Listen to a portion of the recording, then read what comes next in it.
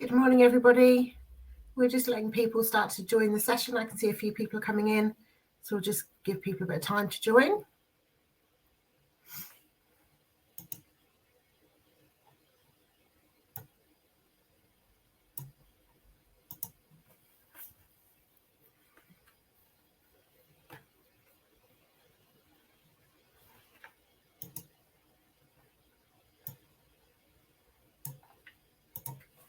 Okay, good morning, everyone. Welcome to the session on trends in workplace financial wellbeing. The session today is going to be run by Michael Royce.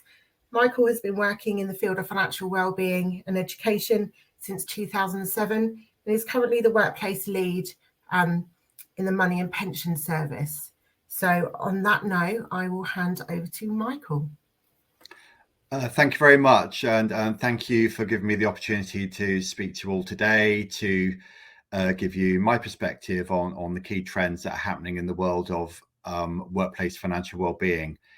It's a sector that is exploding right now, with many more providers in the marketplace offering different products and services. So I hope to give you a sense of that marketplace, and then to equip you to think how you want to develop your own workplace financial wellbeing strategy for the institution where you work, either from scratch or to adapt what you already have.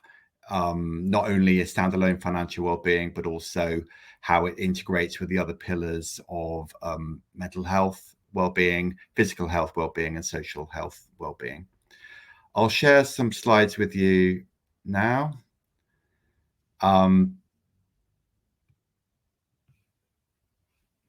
Hopefully.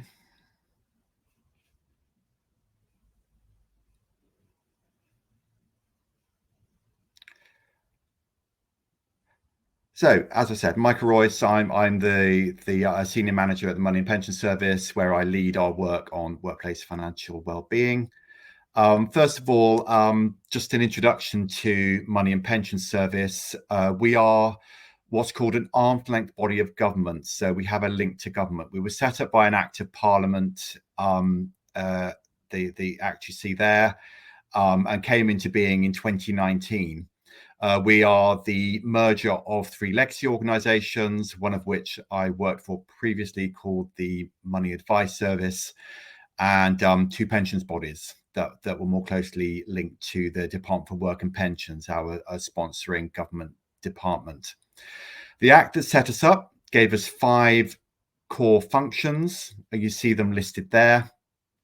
And they all serve to help us meet our strategic objective, which is to make people make the most of their money and pensions throughout their lives. The 5 functions you see there, the first, the 1 and 3 on money guidance and pensions guidance, that is now found in our direct consumer service, which is called Money Helper. So that is an omni-channel service where we have a website, we have web chat, we have printed guides, we have helplines to help people manage their money and pensions throughout their lives, when they're experiencing a change to their circumstances, for example, a life event or a life stage, either starting working life, during working life, or as they move into retirement. So we have a whole range of resources there to help people navigate the financial trade-offs that they need to consider throughout their lives. The pensions guidance side of things, that also includes, there's something called a pensions dashboard that's going to be created in the next year or so. There are going to be several pensions dashboards, but the Money and Pension Service, through the Money Helper brand, will be producing the public sector pensions dashboard. There will be other commercial providers as well. What the pensions dashboard will allow you to bring all your pensions that you've accumulated during your working lives into one place. And that single dashboard will give you a full holistic picture of your retirement income, and then how you manage that, how you draw down on that income if you choose to do so, how you annuitize that. And so it will be a very important tool financial planning tool for people as they move into retirement.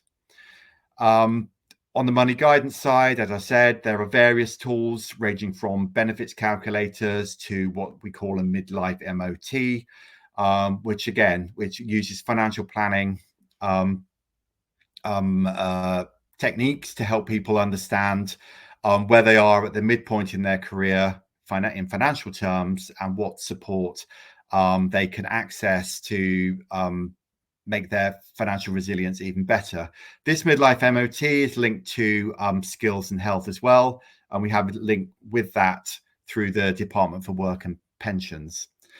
The consumer protection duty that we have is very much linked to, at the moment, it's focused on helping people avoid pension scams. So we have a reporting requirement there where we report to the Financial Conduct Authority and to government when through our services we see that people are contacting us because they are experiencing scams, especially for pensions. But that is extending now to other scams, payment scams, which are very prevalent in society now. So we're working through how strategically we offer that service through Money Helper and through the Money and Pension Service. And then the final area there is the strategy function.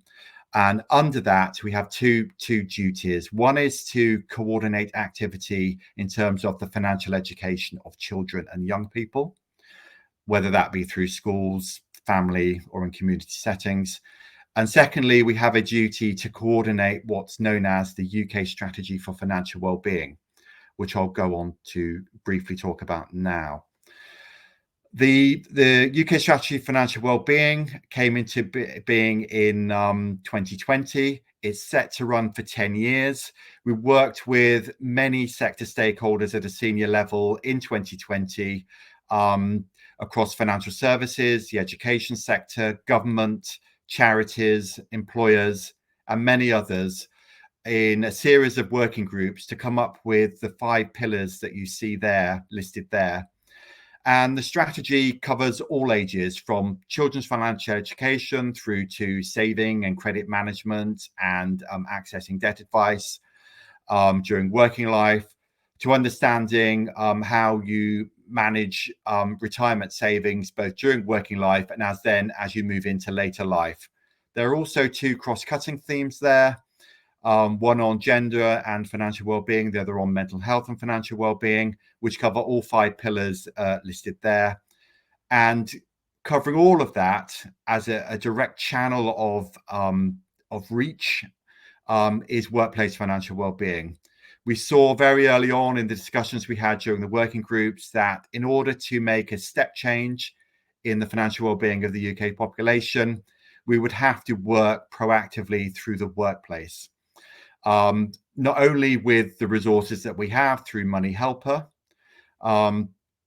and also, I should have mentioned on the other side that the debt advice function that we have, we are the biggest commissioner of debt-free to client debt advice. So that's for people who really have no other option but to access a regulated debt advice solution, where they put in terms, regulated repayment terms with creditors to be able to manage their finances and hopefully put them on a more stable financial footing, and from that point be able to build their financial resilience.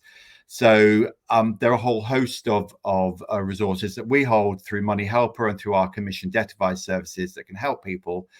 But we recognize in workplace financial well-being that we inhabit a very busy marketplace of both charitable and commercial providers of a workplace financial well-being. I've outlined the main range of providers in 3 core blocks, and I'll quickly explain what each of them are. So as you are developing your workplace strategy for financial well-being, you can understand the kinds of options and choices available to you as an employer to help meet the financial well-being needs of your workforce. At Money and Pension Service, we always recommend that you first of all assess the needs of your workforce. No workforce is the same as another. there is going to be a unique set of circumstances that cover the needs of your workforce, its age profile, its gender profile, the income ranges, the type of jobs that you offer through your workplace. So understanding the financial well-being needs of your workforce is a critical first stage. And then you can come on to understanding how you then meet the needs of your workforce through the choices and options available to you as an employer. You may only want to offer financial education, and that's perfectly fine. And there are many providers out there who do that, ranging from us through the Money Helper service through to charities and commercial providers, as I've listed in the bottom to center there, those who offer financial education. But increasingly, charitable and commercial providers will also offer financial products and services alongside the financial education that they wrap around the financial product and service that they offer. So, as I said, I've split that into three core components there. The first two I'll explain before, and then I'll move on to give you a bit more detail in the next slide on the savings element there. But in the top left-hand corner, earned wage access is an industry that's growing very rapidly in the UK. What earned wage access is that people, especially on lower incomes, have immediate access to the income that they've earned in any part of the pay period. So, for example, if they are a shift worker, they do an extra shift, and then through their employer and the service provider that offers such a service, they can immediately access a proportion of that earned income without waiting for the regular payday. This cash flow tool can be very effective to help people manage their incomes and outgoings during the month. I should emphasize it's not a credit tool. It is purely people have access to the income they've earned, a proportion of that income that they've earned before the regular payday. Clearly, they have to manage their finances during the month before the regular payday, and then the final pay will be reconciled at the end of the month. So if they, for example, used earned wage access once during the month to take a proportion of, say they earned £200 in a shift, and they decided to access £100 of that immediately to meet an unexpected cost that they faced, obviously that £100 would not appear in their final pay at the end of if they're paid monthly. Earned wage access, there are many providers in the marketplace, and if you choose to offer this to your staff, clearly you need to understand which providers there are. All of the leading providers in September 23, they all signed up to a code of practice. This code of practice was recommended by the Financial Conduct Authority, and it covers how they engage employers, how they use their data to meet the needs of employees that can have access to earned wage access, and also how they deal with any people who, through the data that they hold on them, are in vulnerable circumstances. This code of practice has been endorsed by the Chartered Institute of Payroll Professionals and appears on their website. It's publicly accessible. You can download it. So if through assessing the needs of your workforce, you think that earned wage access is something that can benefit your staff, then I would recommend that you go to the CIPP website, look at the code of practice, look at the now 9 earned wage access providers that have signed up to the code, and then make your decision based on your sense of the code and the extent to which you think it meets the needs of your workforce. The other very fast-growing area for workplace financial well-being is what's called financial coaching.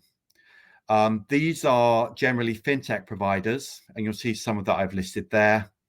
They offer a service where they will take people on a journey very much that goes on a spectrum of financial health building to financial wealth. So they will take workers who sign up they engage with the app service or the online coaching application.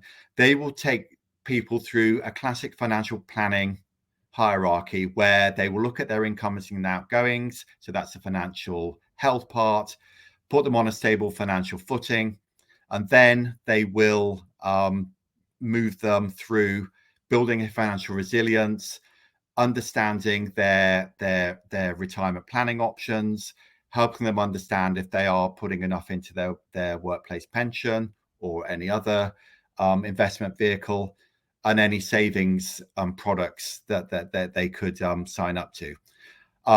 Like earned wage access, financial coaching is an unregulated activity. Unlike earned wage access, the growing market of financial coaching providers don't yet have a code of practice in place.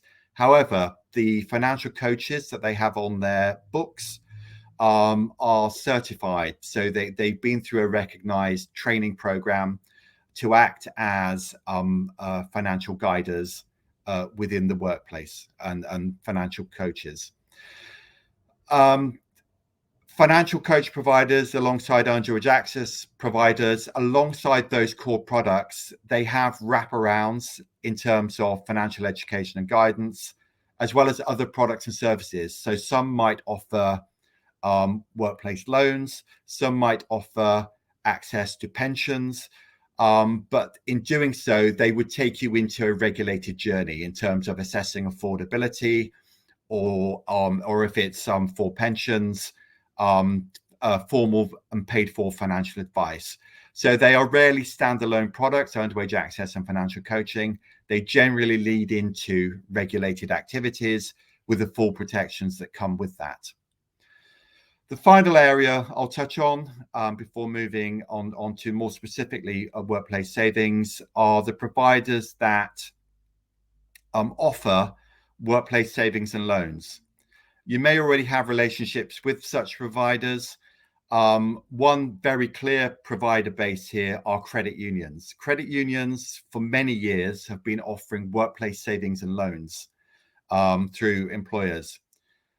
If you want to use a credit union to meet your workers' needs, then obviously you will need to be part of the common bond that credit union operates. But generally, there are professional credit unions that I'm sure you're already aware of that cover the education sector. So they have a common bond that applies UK-wide, as well as more specific geographic areas. The advantage of working with a credit union is that the benefits can often then extend to the wider family of the member of the credit union. And so that alongside the savings and loans that they offer for the household, they may also offer life protection, so insurance products as well, from being a member of that credit union. So there are lots of benefits that can accrue there. However, there are other providers in the marketplace moving into this marketplace offer workplace loans, sometimes subsidized, and also debt consolidation services. So debt consolidation can be the right course of action for somebody if they want to find better terms for the debts they have. However, it is unlikely to be the best action for anybody to take on board debt consolidation if they're already missing critical payments and racking up more debts. In those instances, I would recommend that you signpost your workers to a regulated debt advice service. I mentioned that we are the biggest commissioner of free-to-client debt advice services in England, to put in place a more sustainable and regulated debt repayment plan, rather than continuing to rack up debts, which debt consolidation on its own will not remedy. So that's my advice there. Other workplace savings schemes. So I'll move on now to if I can. Yes, to talk about workplace savings in more detail. So with the growth of workplace savings, there are two main models of workplace savings in the workplace. The most common model offered through credit unions and others is something called opt-in workplace savings. That's when our employer works with a savings provider and offers this as an employee benefit. How this works in the traditional model is that the employee, through communications from their employer, must actively opt in to the workplace savings scheme. And then through payroll deductions, an amount is directed each month to the savings scheme. It's usually a cash savings product that the employee can access in times of need. However, we know through research we've done that this opt-in model, while once you can engage people to opt in to the savings scheme offered by their employer, and then with payroll deductions going to it, once you can engage employees, then generally they are very happy with that arrangement. But generally it is a very low take up of these opt-in schemes. If you can get above 5%, that is something of a triumph, really. So we've been conducting research with Nest Insight, which is the research arm of the default pension provider in the UK, Nest, where we've been testing something called autosave. And we've been doing that over the last 2 years. How autosave works is that the employer will automatically enroll the employee into a workplace savings scheme, and through payroll deductions will direct payments each month into that savings scheme, unless the employee actively chooses to opt out. So it works in the same way as a workplace pension. We've been testing that, as I said, over the last 18 months to 2 years with a credit union and with a fintech provider. And we've been working with 3 big employers. One is Suez, which is a waste recycling company, and the other 2 have been Bupa, the healthcare provider, and with the Cooperative Group, which covers obviously its retail stores and its funeral services and its other operations. With Suez, we've been working with TransSave UK Credit Union, which is one of these professional credit unions, for which the common bond applied to Suez as a waste recycling company. And what Suez has been doing for their new employees, they've automatically been enrolling those new employees into a workplace savings scheme, and but communicating very, very frequently with them, saying, we're going to enroll you. We're going to enroll you. If you wish to opt out, you just need to reply to this message and tell us you wish to opt out. But the outcome has been that 50% of those employees have stayed with the savings default, and they've allowed Suez to build up savings through this default savings scheme. A similar pattern has happened with the Cooperative Group and with Bupa, where the savings provider has been WageStream, which alongside being an earned wage access provider also offers default savings. And with Co-op and Bupa, the default savings rate has been closer to 70%. So people using the WageStream app who are employed by Co-op or Bupa and who use the WageStream service, 70% of them are being allowing through payroll deductions for savings to build up through the WageStream app that they can draw on in times of need. So clearly, the difference from 5% from an opt-in scheme to between 50 and 70% from an opt-out scheme are dramatic. So we're now working with government, with savings providers, and with employers to see how we can radically scale up opt-out workplace savings schemes. We hope that we can put in place systems to enable employers from all sectors that choose to do so to be able to offer an opt-out savings scheme to their staff in the next 2 to 3 years. There's lots of research that Nest Insight has published on this over the last 2 years, including lots of qualitative research about the employee as well as the employer experience of offering autosave. There are lots of good stories, good case studies about the benefits that employees especially have seen from having their employer to offering this scheme by default through the workplace. There are a few regulatory and legal niggles that we need to work through. So while these niggles exist, it is possible now within the existing architecture for employers to offer such schemes, but we're trying to work with government, the regulator, and others to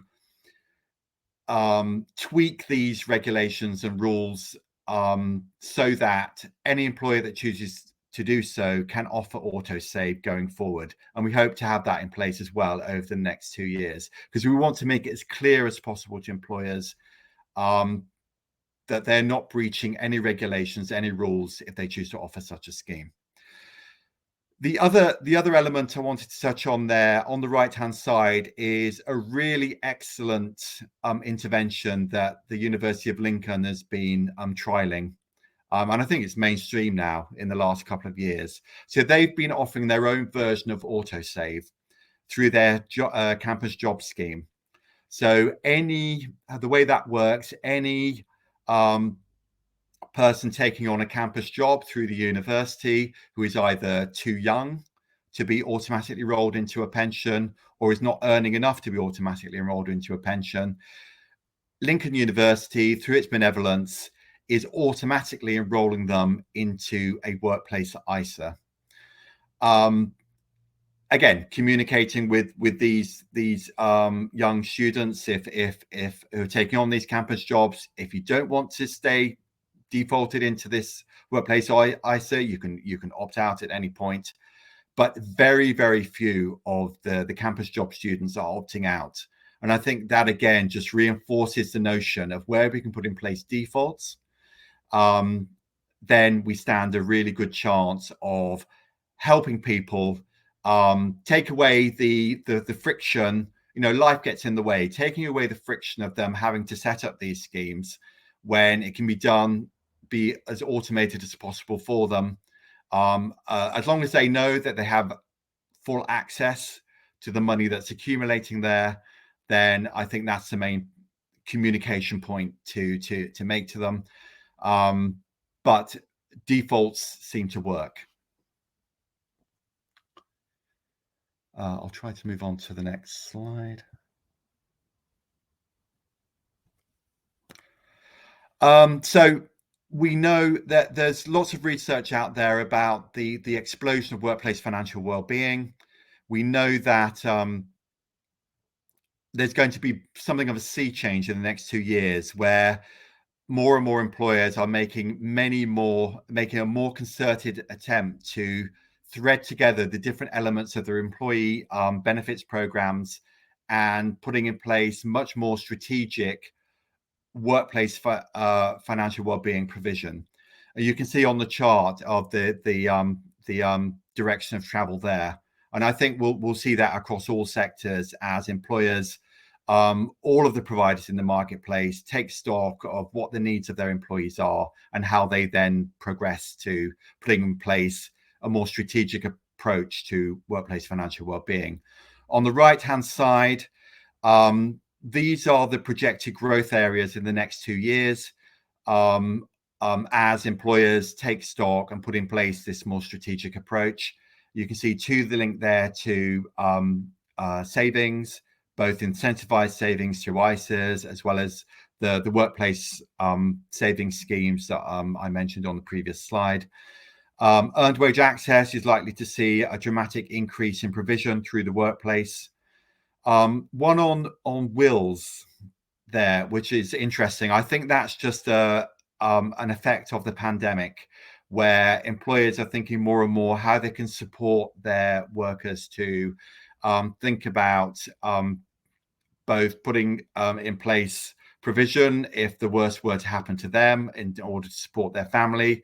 And that can also extend to helping them understand who their pension beneficiary would be should the worst happen.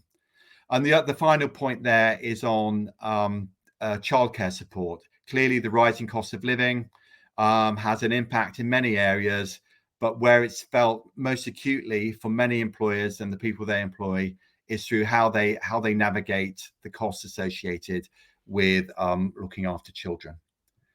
And then the final slide, which to look at, is the perception of staff to what their employer offers to them. Really good piece of research here looking at that perceptions gap between the employer and the employee. So the survey, which spoke to 5,000 employees and around 750 HR directors in employers, was asking the HR directors, do you think you put in place sufficient provision to meet the financial well-being, to support the financial well-being needs of your employees? And they asked the same question of the employees. Do you think your employer has put in place sufficient support? And there was a huge gap between what the HR directors on behalf of their companies thought they put in place and what the employees perceived their employer had put in place. So clearly there is a communications gap there.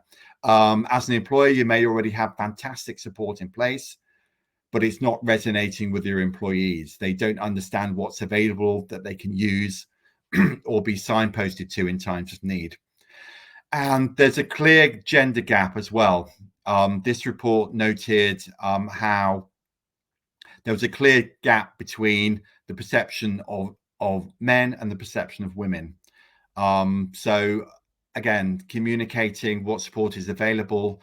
Clearly, you have to segment the nature of that communication. And then very finally, on the left-hand side, there are just a sense of what employers are doing, whether they are using employee assistance programs, whether they're using the financial education provided through those who offer their workplace pension or their workplace savings and loans or their earned wage access, for example, or whether they use other sources such as Money Helper, that's us, where the reference there is to PensionWise, or charitable organizations. So you can see there's a very distinct range of products and services that employers are using. And as I said at the outset, people are using different providers. They're not using one provider. Very often they're using a mix of providers. Once they've assessed the needs of their employees and then putting in place mechanisms to meet those needs, then clearly many are using more than one provider to meet those needs. The very final point I'll raise is, yes, it's great if you assess the needs of your employees. Great that you then put in place the mechanisms to meet those needs, and you test and learn through those mechanisms. But clearly, if you can measure the impact of that all the way through, then that takes you on a virtuous cycle of then checking back in with your employees that the what you put in place is definitely meeting the needs that you identified at that first stage. So thanks for your attention. It's a whistle-stop tour of the workplace financial wellbeing landscape. It's a very busy landscape, but I hope that you can start to make sense of it and come to the MAPS corporate website. We hope to try and help you make sense of what's available in the marketplace, both through us and through others. And please do, stay connected with us through our corporate website. And as you put in place your own financial wellbeing plans to meet the needs of the people you employ. I'd be happy to take questions. I'm conscious we're at time now, but if you don't have any immediate questions now, please do send them through the organizers here. We'll do our best to answer them for you.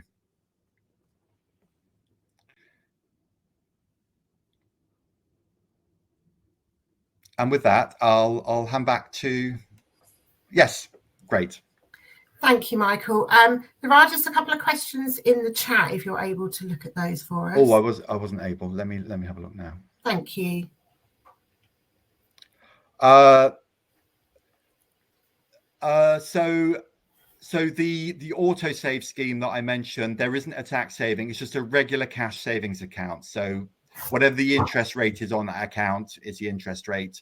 It's whether provided through a credit union, a building society, bank, or fintech provider. So there are no cash savings, tax savings on that account. However, there's no reason why in the future it cannot evolve into that state. It's just that we were just testing the validity of the concept that if of autosave and whether it would be a more engaging solution than simply the opt-in model. Oh yes, tax-free wrap. So that is essentially an ISA, whether it's an investment ISA or a tax ISA or an investment ISA, a cash ISA or an investment ISA. So you have that tax wrapper around an ISA. There are in some cases penalties if you withdraw money from a tax efficient ISA, but you need to understand the terms and conditions of that particular ISA. Brilliant, thank you. So I just want to say thank you very much to Michael for coming along and giving us that feedback on the trends in workplace financial wellbeing. It was a very interesting session. But also just to let you know that the panel meeting is about to start at 12:05. So if you can all start to head over to the panel meeting, that would be brilliant, unless anyone's got any final questions for us.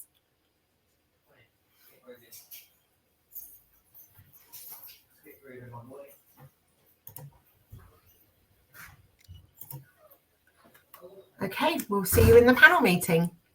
Thank you. Thank you all, and enjoy the rest of the day.